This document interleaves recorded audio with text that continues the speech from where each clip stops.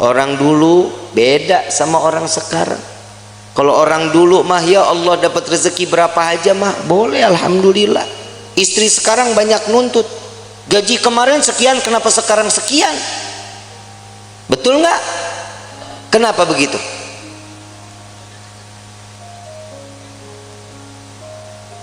Urusan rezeki siapa yang kasih? Kenapa mintanya sama suami?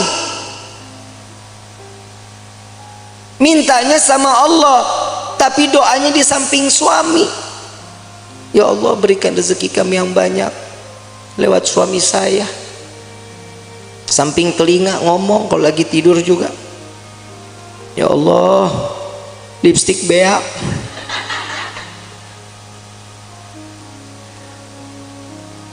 Itu suami pasti mimpinya nggak bagus. Rumah tangga itu dijalanin, bukan dipikirin. Betul nggak? Jalanin rumah tangga. Ya ada kerikil-kerikil rumah tangga, ya wajar. Kita jalan aja kadang suka ada yang bolong jalanan. Betul? Saat dimana kerikil itu ada, itu pembelajaran bagaimana caranya kerikil itu hilang. Ambil sapu, singkirin, jangan ditimbun, bakal jadi gede, orang lewat susah. Yang namanya rumah tangga itu jalanin semata karena apa? Karena Allah, cari ridho, selamat, imannya juga dipakai. Yang namanya manusia itu ditegur lewat perkataan Allah, takwanya yang diingetin. Kenapa? Karena pernikahan itu wajib dijalani dengan ketakwaan, dengan ibadah kepada Allah. Suami istri kalau jalan ibadah sama-sama di hadapan Allah dengan mencari keridhaan Allah, selamat rumah tangga kita, ibu bapak. Selamat. Ibu bikin kopi, ridho, ya Allah saya ingin bikinin kopi buat suami saya, jangan dicampur sianida. Pai. Bikin karena ridho, kehidupannya apapun senyum. Tadi saya bilang jangan takut saat nanti setelah pernikahan rezeki kalau Allah lagi kurangin, terima aja. Ujiannya tuh di dalam hidup kita. Itu ujian pertama. Kadang ada, pernah dengar nggak orang baru nikah 2 bulan 3 bulan cerai? Ada nggak?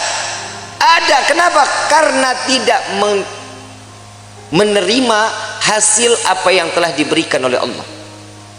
Allah udah jamin di dalam Al-Quran, fa inna ma'al usri yusran, inna ma'al, setiap kesulitan pasti ada kemudahan, ada jalan keluar.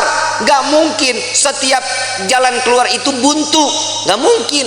Allah menetapkan satu ujian kepada setiap hamba, pasti hamba itu punya kekuatan.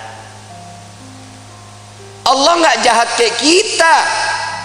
Kadang kita nyuruh orang seenak-enaknya, itu orang nggak mampu juga kita harus wajibin.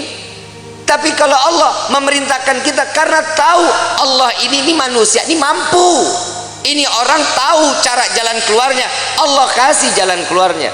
Wa wajadaka dhalam fahada. Allah kasih petunjuk di dalam kehidupan. Ini ayat buat siapa? Nabi SAW. Saat Nabi berjumpa dengan 2 arah, harus kemana? Ke kanan kah? Lurus kah? Ke kiri kah? Kemana? Tapi Allah kasih petunjuk jalan. Makanya di dalam rumah tangga petunjuk itu wajib kita cari. Bagaimana caranya? Tahajud jangan ditinggalin, sholat duha jangan ditinggalin, sholat taubat, hajat, minta sama Allah. Kenapa? Saat seorang istri sujud, saat seorang suami sujud, ini akan mendapatkan pandangan kasih sayang oleh Allah. Insya keluarganya pasti sakinah, aman, tenang. Yang kedua, mawaddah. Mau apapun kendala di dalam rumah tangga tetap ngegemesin. Tahu ngegemesin? Bercanda tuh di dalam rumah tangga harus. Suami istri jangan tegang-tegang. Cuman nanya, gaji berapa sekarang? Lu berapa? Gue sekian. Banyakan gua. Jangan. Saling. Bercanda bagaimana? Sekiranya yang dilihat istri suka, suami suka. Ada kisah ini, Sayyidina Ali karamallahu wajha, menantu Rasulullah sallallahu alaihi wasallam, pernah ada konflik saat Siti Fatimah berbicara. Saat Siti Fatimah berbicara itu, Sayyidina Ali ngerasa tersinggung, wajahnya berubah, gak seneng, tapi gak berani untuk ngucapin. Sayyidina Ali, kenapa? Karena memandang, ya Allah, ini anaknya Nabi, saya marah, saya takut dosa. Enggak dibicarain, tapi masang wajah berubah. Siti Fatimah sadar, salah ucapan saya, minta maaf. Langsung minta maaf sama suami. Gak dijawab, keliling sambil nari-nari, sambil nari-nari.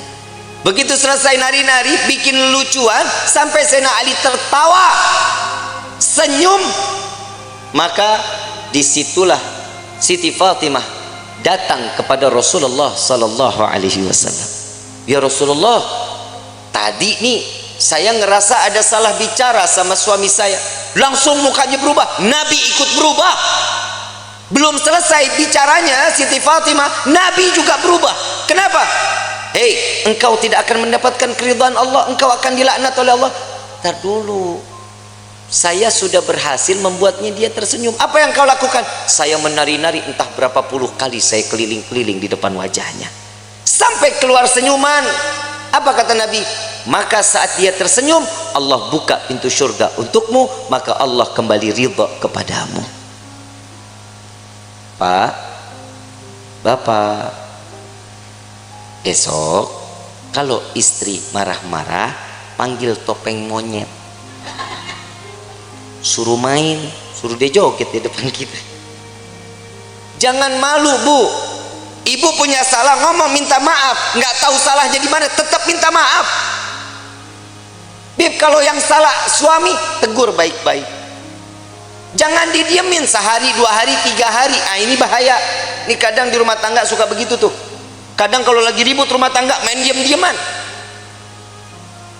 Saya lagi bingung, ada suami istri kalau ribut diem-dieman. Lu tinggal serumah, lu diem-dieman, lu kayak anak kos. Yang namanya masalah di dalam rumah tangga, obrolin, jangan didiemin. Kenapa? Itu akan menjadi bom waktu. Setan gosok tuh hati kita, setan masuk ke dalam pikiran nih, kuping kita dibisikin terus. Jangan dikasih maaf, jangan, gak usah perlu minta maaf, jangan dimaafin. Itu pasti syaitan akan ikut campur. Kenapa? Syaitan gak bakal pernah terima ngelihat rumah tangga utuh karena cari ridha Allah. Syaitan gak bakal diam. Siti Hawa, Nabi Adam, romantisnya setengah mati. Romantisnya setengah mati. Laki-laki digoda karena siapa? Nabi Adam. Kita sampai hidup di dunia, Nabi Adam dirayu sama seorang istri yang bernama Siti Hawa. Coba ambil buahnya, tapi Allah bilang gak apa-apa, kan gak dimakan, dipegang aja. Dapat rayuan, Allah murka. Allah udah bilang jangan makan, jangan, gak deketin aja, jangan. Dipetik baru sampai di gigi, Allah murka, diturunin ke dunia. Coba kalau Nabi Adam gak makan, nggak ngedeketin, kita hidup di sorga semuanya ini. Tapi kadang manusia suka nuntut macem-macem sama Allah. Kalau lu mau nuntut, nuntutnya Nabi Adam. Gara-gara Nabi Adam makan buah khuldi, kita jadi ada di walahar. Aturan kan kita di sorga semuanya ada. Gak capek-capek kerja, capek-capek nulis CV, ngajuin, kadang diterima, kadang kagak. S1 cleaning service. Kadang begitu. Kalau kita hidup di sorga kan nikmat, tapi inilah bagaimana kita bisa kembali ke dalam surga. Ujian dalam hidup itu yang membuat kita kuat di dalam iman kehadapan Allah. Suami mah perintahnya dikit, cuman ngasih nafkah yang halal, memberikan satu kebaikan, jangan mencontohkan suatu keburukan. Itu tugas suami. Istri pasar, masak, sajiin makanan, betul, ngurusin anak, rapihin rumah, betul, nyuci, ngepel, nyapu, nyetrika. Banyak nggak kerjaannya? Emang lu tugasnya. Terus fungsinya suami ringanin beban istrinya, itu suami. Hanya begini. Yang namanya suami kalau lagi istri nyuci, suami yang ngejemur. Emang nggak ada suami yang begitu di sini? Nggak ada. Tukar tambah, Bu.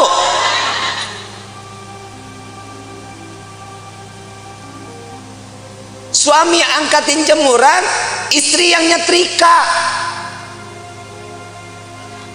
Nggak ada. Suami yang ke pasar, istri yang masak. Nggak ada. Ya derita lu dah. Ngeringanin beban istri itu salah satu pahala untuk suami. Minimal saat istri lelah, pundak kita berharga, Pak, buat istri. Saat istri mengadu, yang aku capek hari ini, sini saya, sini. Gak ada yang begitu, gak ada. Berarti di dunia laki gue doang yang begitu tuh. Lah ngapa lu? Lah bini-bini gua. Ini fungsinya mawaddah, saling manja, gemesin. Tuh tingkah laku yang begitu aja ibu pada teriak. Kenapa? Gemes banget begitu. Yang ketiga, warahmah. Hibur kehidupannya dengan kasih sayang. Pegangan tangan, rahmat. Allah turunin kasih sayangnya, rontok dosa kecilnya. Pandangan-pandangan mata, cintanya makin tumbuh. Tapi Pak, jujur kita jadi suami banyak ngedoain istri, istri belum tentu doain kita, Pak. Lah emang benar, Pak. Boleh dipercaya mau enggak, Bapak ntar tidur pandangan-pandangan mata. Yang namanya suami ngelihat istri, pasti di dalam hatinya, ya Allah, istri saya capek dari pagi sampai gini hari, belum ngurusin saya, belum apa-apa, ya Allah, kesian. Jadiin semuanya capeknya, lelahnya jadi nilai ibadah di hadapanmu, ya Allah. Itu suami doanya. Kalau istri ngelihat kita, Pak, lagi tidur pandang-pandangannya, elah laki gue begini banget, mana mata belok, hidung pesek, hitam, hidup lagi. Tuh istri begitu. Tapi ingat, Pak, semua apa yang dilakukan oleh seorang istri contoh dari suaminya.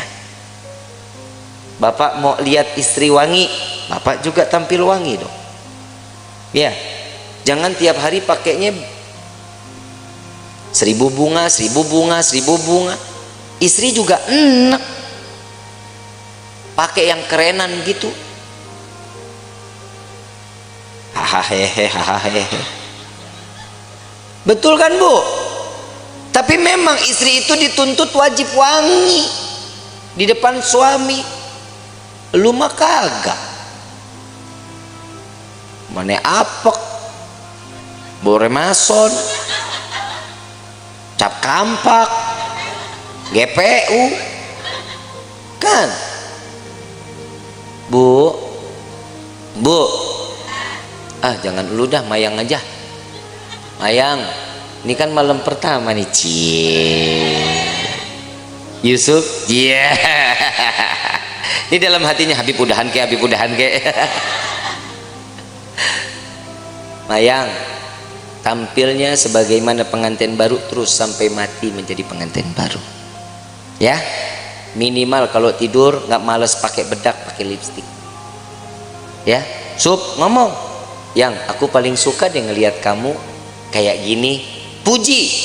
Seorang istri itu paling seneng, Sup, kalau dipuji. Yang hidung kamu tuh kayak baskom.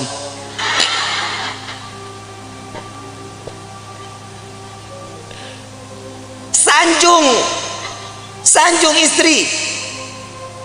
Yang Nabi sering sanjung istri, disanjungkan sama Nabi kan. Disanjung Humairah yang pipinya kemerah-merahan. Bapak ngomong nih, Bib, masalahnya orang hitam legem. Mana merahnya? Ya minimal kan dipanggil manis kan bisa, sweetie kan bisa. Jangan dipanggil Blacky. Jangan. Karena kasih sayang itu timbul juga dari panggilan. Jujur, Pak, maaf, Bapak kalau dipanggil siak gahar nggak? Kesel nggak? Dibilang manehna, kesel nggak? Saya ini seorang kepala rumah tangga, hargain saya.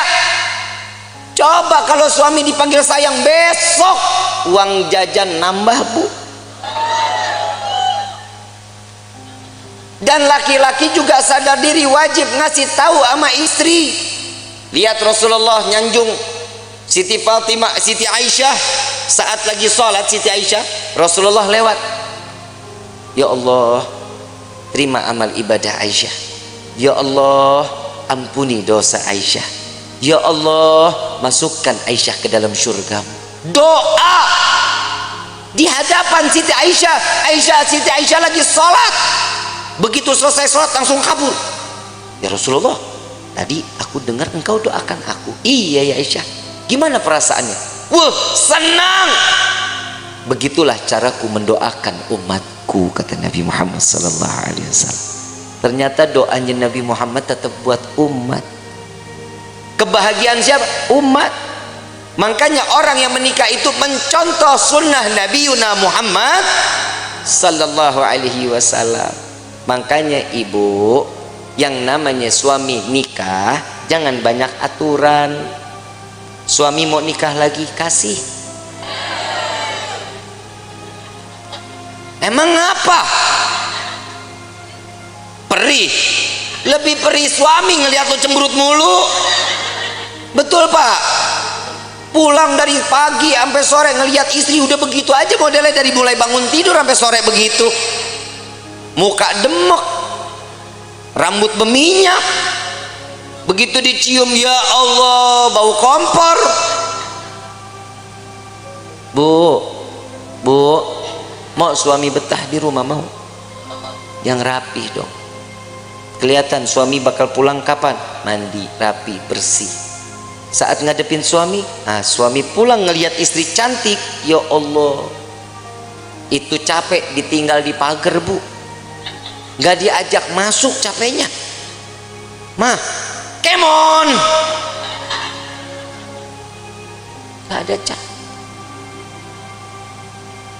Kalau ini sudah di rahmatnya ini, rahmahnya ini kita jalanin, inilah yang namanya baiti jannati, rumahku surgaku.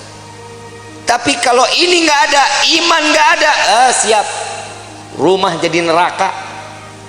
Rumah jadi neraka. Ibu bapak romantis, suami istri, anak ngelihat senang, anak pasti akan contoh kelak nantinya dia bersama suami atau istrinya akan sama sebagaimana rasa kasih sayang yang dicurahkan oleh pasangan ibu dan bapaknya. Kalau anak tiap hari ngelihat orang tua ribut, besok anak begitu juga. Apalagi kalau ada bapak kasar sama istri. Nah, punya anak laki-laki, punya anak perempuan, besok tuh anak kalau udah gede, punya psikologinya berubah, takut sama laki-laki, dia akan cari pasangan perempuan. Lah emang udah banyak sekarang yang begitu. Sebenarnya itu faktornya bukan hanya itu. Yang kedua, ada salah sama siapa dia bermainnya, sama siapa dia berkawannya. Makanya rumah tangga itu diisi dalamnya dengan iman, kenalin Allah sama nabinya, maka rumah tangga akan berkah. Ini ibu kagak sholat, bapak enggak sholat, anak dituntut untuk hafal Quran, kan PA.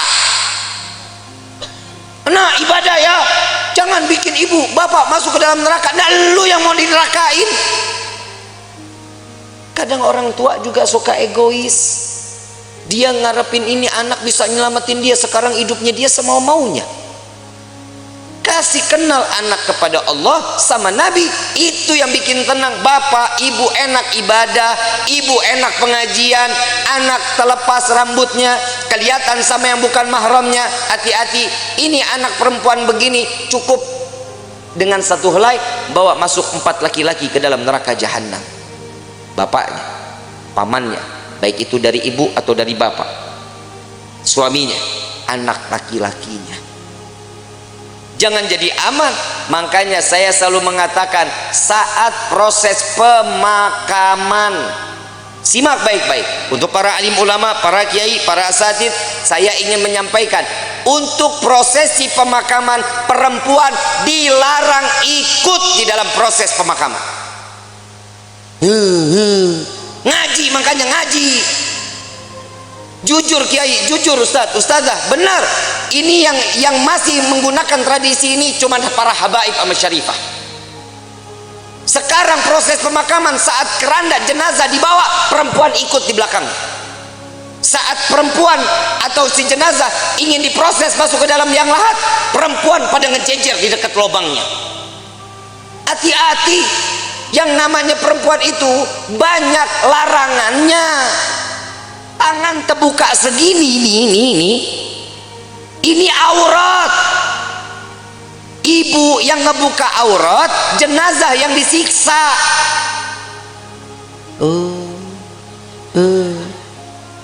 Ini tolong Pak diumumin. Pak Kepala Desa boleh bikin surat untuk setiap masjid sama musola. Perempuan dilarang ikut. Bib, ini ibu saya, bodoh amat. Habib, ini bapak saya, kumaha aing bae. Nggak boleh. Jangan. Kenapa? Ini akan menjadi satu siksaan. Selesai proses pemakaman, laki-laki keluar, perempuan mau silahkan, mau ziarah, nggak dilarang.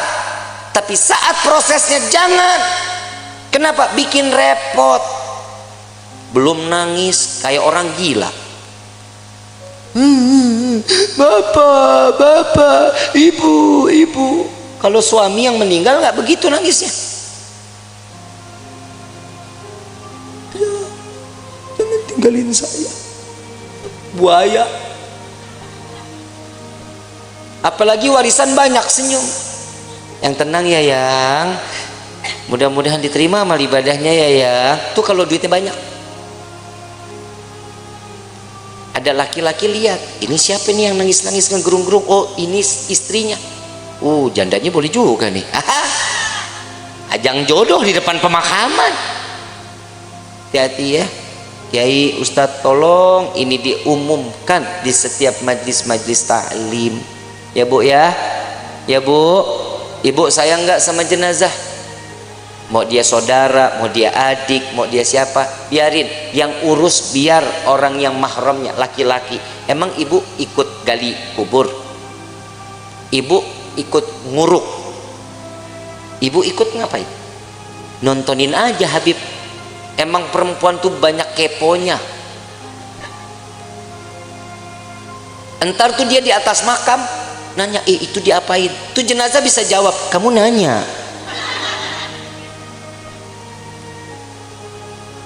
Bahaya ya. Jangan ya Bu ya.